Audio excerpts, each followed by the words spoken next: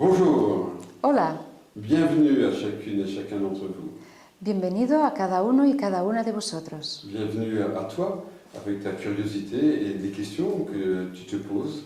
Bienvenido a ti con tu curiosidad y con las preguntas que tú te haces. Et aujourd'hui, le thème, ce sont les enfants. Hoy el tema son los niños. Parfois, les gens me disent, mais pourquoi les enfants ont-ils des maladies? Eux, ils n'ont pas de conflit, ils n'ont pas d'émotions. A veces la gente me dice, ¿por qué los niños tienen enfermedades? Ellos no tienen conflictos, no tienen emociones. À la naissance, ils n'ont rien vécu, par exemple. Alors pourquoi sont-ils malades? En el nacimiento no han vivido nada, por ejemplo. Entonces, ¿por qué están enfermos? Et puis, comment est-ce qu'on fait pour aider un enfant? Est-ce qu'il doit faire une thérapie? Entonces, ¿cómo ayudar a sanar a un niño? ¿Tiene que hacer una terapia? Eh bien, ce sont d'excellentes questions qui vont nous permettre de gagner du temps. Y estos son excelentes preguntas que van a permitirnos sanar en el tiempo. De gagner du temps, parce que si on ne s'occupe pas de l'enfant et de ses difficultés, eh bien, c'est 20 ans, 30 ans plus tard qu'il aura besoin d'aide, de thérapie, par exemple. Nos va a permitir ganar tiempo porque esto va a hacer ganar 20 o 30 años de terapia, por ejemplo. 20 ans ou 30 ans plus tard, il risque de faire une thérapie pour le problème qu'il n'a pas solutionné dans son enfance. Es decir, 20 o 30 años más tarde, corre el riesgo de tener que hacer una terapia por lo que no ha solucionado siendo antes. Alors, quand est-ce que peuvent commencer les conflits? ¿Cuándo pueden empezar los conflictos? Eh bien, dès qu'il y a activité biologique. Desde que hay actividad biológica. Puisque en décodage, les maladies viennent d'un conflit biologique. Porque en descodificación la enfermedad viene de un conflicto biológico. Et un conflit biologique, eh bien, c'est la rencontre entre un événement extérieur et un besoin intérieur. Y un conflicto biológico es el encuentro entre un evento exterior y un evento interior. Donc, un besoin intérieur. Y una necesidad interior. Ce n'est pas un événement intérieur. No es un evento interior. Donc, j'ai un besoin de nourriture, il n'y a rien à manger. Necesito comida y no tengo nada para comer. Donc, il y a conflit. Hay un conflicto. Parce qu'il y a inadaptation, inadéquation. Porque hay una adaptación, una adecuación. Donc, j'ai besoin de contact pour le bébé, mais maman n'est pas là. Necesito contacto, el bebé, pero mamá no está ahí.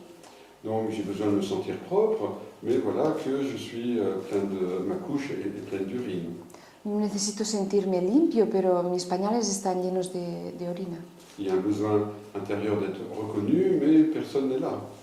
Hay una necesidad interna de ser reconocido, pero nadie está aquí. Donc, c'est la définition du conflit biologique. Es la definición del conflicto biológico. Mon besoin intérieur biologique n'est pas satisfait par les circonstances extérieures. Mi necesidad interna biológica no está satisfecho por las circunstancias exteriores. Bien, et à partir de quand y a-t-il un besoin biologique? ¿A partir de cuándo tiene una necesidad biológica? Dès qu'il y a biologie. Desde que hay biología. Dès qu'il y a vie. Desde que hay vida. C'est dès la conception. Desde la concepción. À partir du moment où il y a une cellule, A partir del momento en el que hay una célula, cette cellule a des besoins. esta célula tiene necesidades.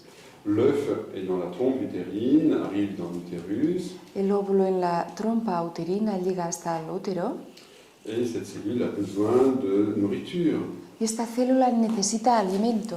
Cette cellule a besoin de se nidifier dans la muqueuse de l'utérus. Esta célula necesita nidificarse en la mucosa del útero. Mais déjà, elle peut être confrontée au non-désir de la mère. Pero ya puede estar ahí confrontada con un no deseo de la madre. Elle ne veut pas de cette grossesse. Quizás no desee su embarazo. Elle ne veut pas bien que cet embryon aille à l'intérieur de l'utérus. Quizás no quiere que este embrión vaya al interior del útero. Donc il y a le risque d'une grossesse extra-utérine. Entonces hay el riesgo de un embarazo extrauterino. Cet œuf, il va s'arrêter dans les trompes utérines. Este óvulo va a detenerse, este huevo va a detenerse en la trompa uterina. Ok.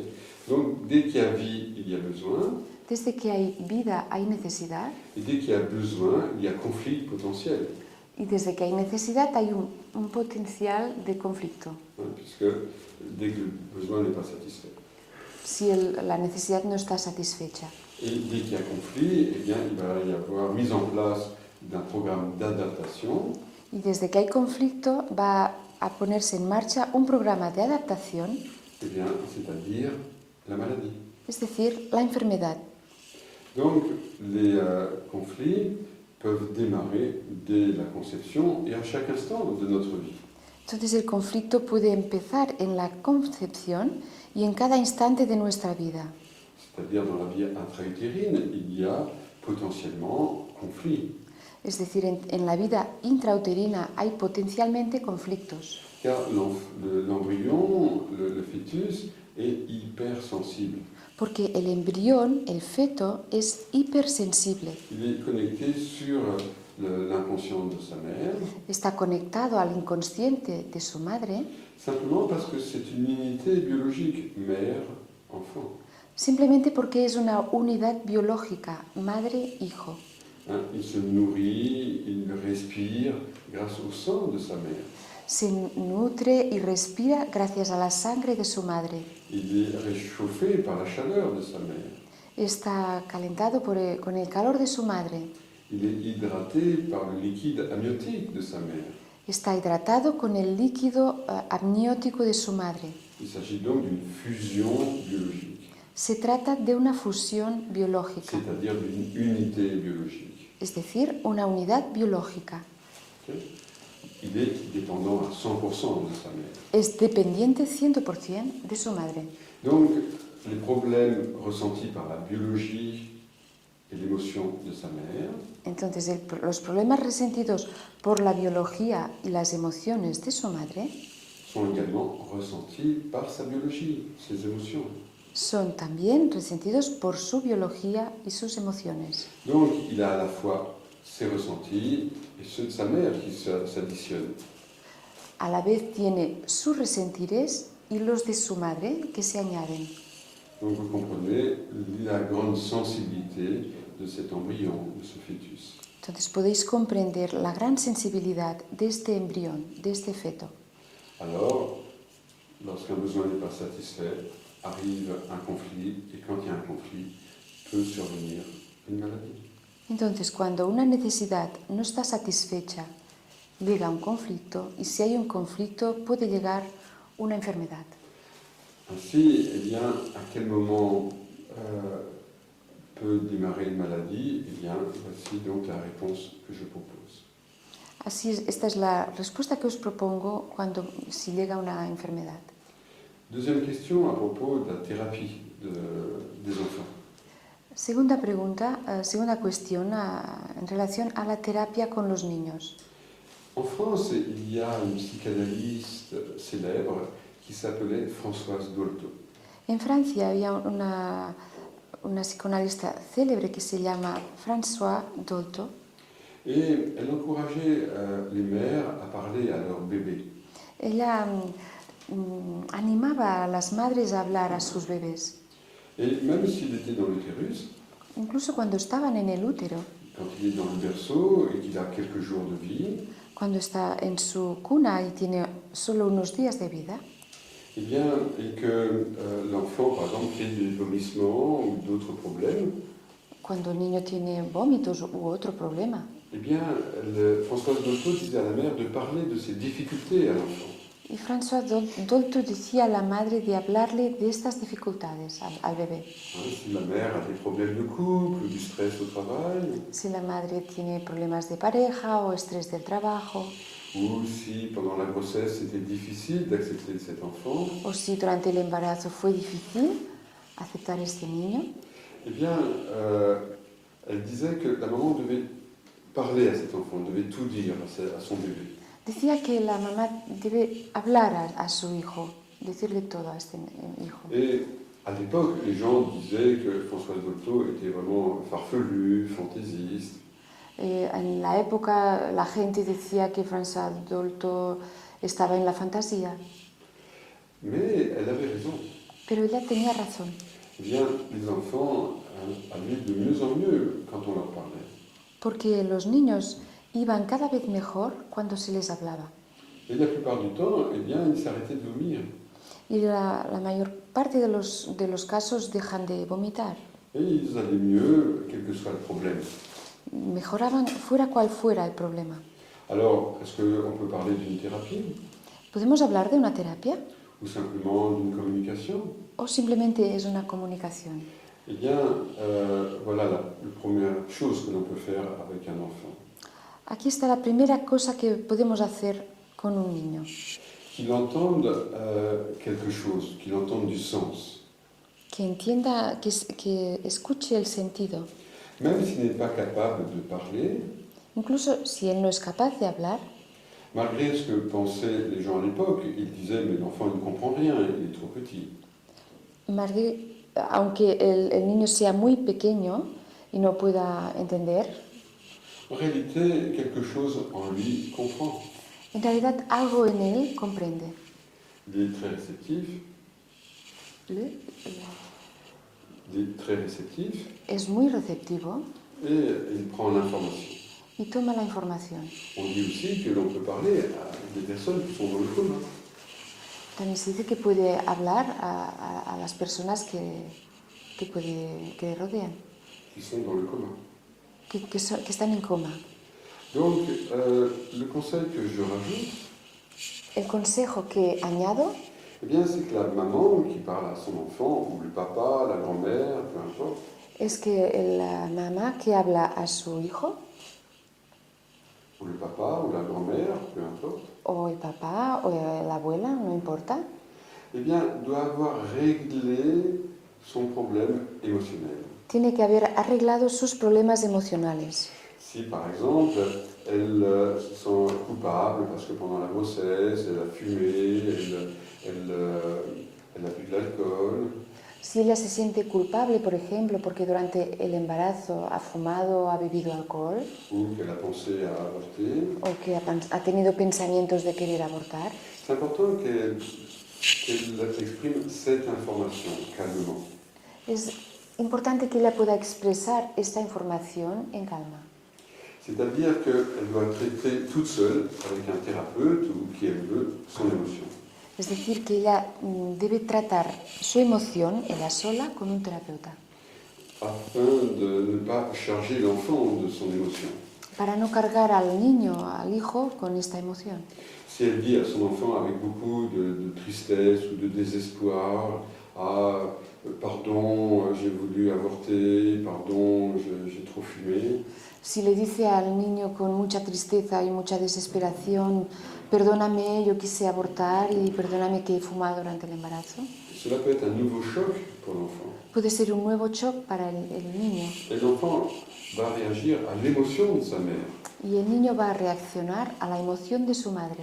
Il ne va plus réagir à l'information, Ya no va a poder reaccionar a la información, car l'information le libère, porque la información le libera, mais avec l'émotion, cela va le charger. pero la emoción va a cargarle. Il peut se sentir coupable de l'émotion de sa mère, par exemple, Y luego sentirse culpable de la emoción de su madre, por et ejemplo, ensuite vouloir aider sa mère à la sauver. y luego querer ayudar a su madre a mejorar.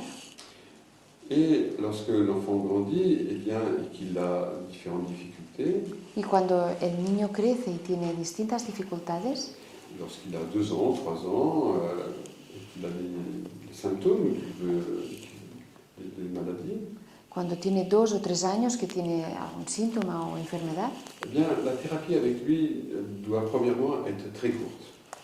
la terapia con él tiene que ser primeramente muy corta. On ne va pas garder un enfant en thérapie pendant 1 heure, No vamos a tener un niño en terapia durante 1 hora, et ni pendant des années, ni tampoco durante años, même si c'est un enfant de 8 ans ou un adolescent. ni tampoco si es un niño de 8 años o un adolescente, Parce qu'on risque de pathologiser cet enfant. porque corremos el riesgo de crear una patología en este niño. On risque vraiment de le stigmatiser, de lui faire croire qu'il a un problème psychologique. De hacerle creer que tiene un problema psicológico o físico. Donc on risque de créer un deuxième problème sur cet enfant si la thérapie est trop longue. Si la terapia es muy larga, corremos el riesgo de crear un nuevo problema a este niño. Donc je ne dis jamais à un enfant tu as un problème psychologique ou émotionnel ou autre chose. Nunca le digo a un niño, tú tienes un problema psicológico o emocional. Je dis tiens, on a oublié de t'apprendre quelque chose. Yo le digo, mira, hemos olvidado de aprender algo. Alors je vais t'apprendre quelques petites choses. Entonces te voy a enseñar una pequeña cosa. Et selon l'âge, eh bien, nous allons nous adapter à ce qui est important pour cet enfant. Entonces, según la edad, nos adaptamos a lo que es importante para este niño. Nous allons utiliser l'univers dans lequel il est. Vamos a utilizar el universo en el cual él está. S'il est très jeune, on utilise des peluches, Si es muy joven, utilizamos peluches, des animaux, des jouets. animales, juguetes. Donc, ou s'il est plus grand, eh bien, on peut utiliser l'ordinateur. Si es mayor, si es un poco mayor, podemos utilizar el ordenador. Donc, on dit à l'enfant, tiens, on va faire un jeu tous les deux. Le dices al niño, mira, vamos a hacer un juego los dos. Bon, tu vas très bien, mais je vais te montrer quelques petites choses. O decirle, estás muy bien, voy a enseñarte algo. Et ainsi, l'enfant aime apprendre. Y así el niño tiene ganas de aprender. Il aime ça. Le gusta. Donc, l'enfant est dans un processus d'apprentissage très intense. El niño está en un proceso de aprendizaje muy intenso. La plupart des adultes, nous apprenons presque plus rien, La mayor parte de los adultos casi no aprendemos nada, à l'exception, bien sûr, eh bien,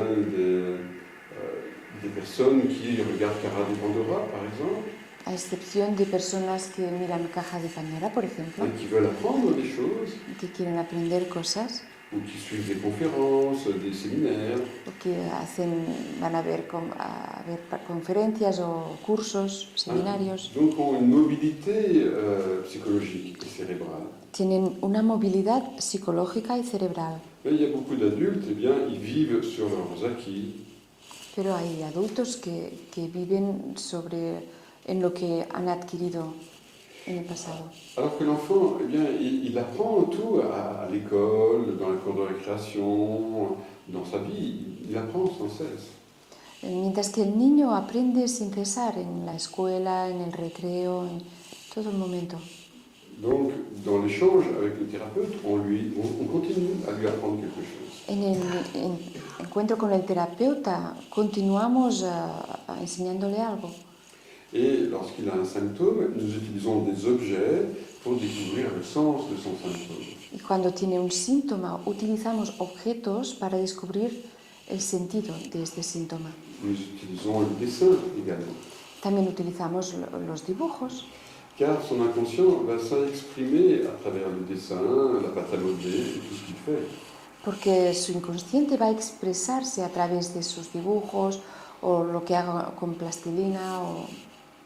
Et nous allons pouvoir faire évoluer ainsi ce qui se passe à l'intérieur de l'enfant à travers le dessin, la pâte à modeler. Y a través de esto podemos ayudar a evolucionar lo que pasa en el interior del niño. Mais nous ne demandons pas à l'enfant qu'est-ce que tu ressens, à quoi tu penses. Pero no le vamos a pedir al niño qué es lo que sientes, en qué piensas. L'enfant n'a pas de recul par rapport à lui-même. El niño no tiene la capacidad de mirar en sí mismo. Il n'a pas de distance par rapport à lui. No tiene una distancia en relación a sí mismo. Il est à l'intérieur de ses émotions, de ce qu'il vit. Está en el interior de lo que está viviendo y de sus emociones. Alors nous allons utiliser un héros, un personnage. Vamos a utilizar un héroe, un personaje. Et pour lui demander, tiens, ce personnage, bien, qu'est-ce qui lui arrive? Y entonces podemos decir, mira, ¿qué le está pasando a este personaje? Selon l'âge de l'enfant, Dependiendo de la edad del niño, si c'est un garçon ou une fille, si es un niño o una niña, alors on va faire parler la poupée ou le super-héros. vamos a hacer hablar a la muñeca o al superhéroe, Et afin que l'enfant parle de lui indirectement, sans le savoir.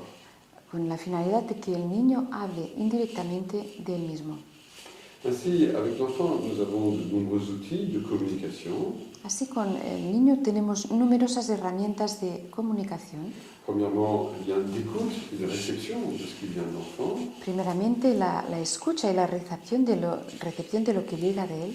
À travers ses dessins, ses paroles, ses comportements, A través de sus dibujos, sus palabras, sus comportamientos, ses maladies. sus enfermedades. Et deuxièmement, eh bien, nous pouvons parler à l'enfant, intervenir, Y en segundo lugar podemos hablar al niño, intervenir, en lui proposant de faire évoluer, transformer le dessin, proponiéndole de hacer evolucionar, transformar el dibujo, ou bien en parlant à l'enfant quand il est dans le ventre, o bien hablando al niño cuando está en el vientre, et à travers d'autres protocoles également dont j'ai parlé. también a través de otros protocolos que yo he hablado.